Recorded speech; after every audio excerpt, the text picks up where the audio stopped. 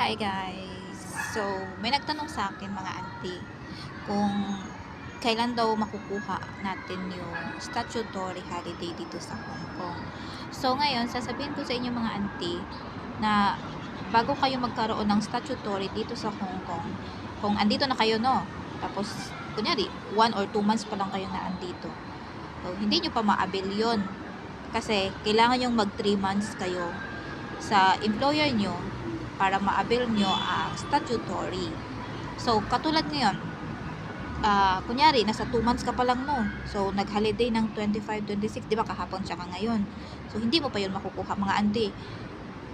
By January, kukuha mo na yun, yung mga statutory.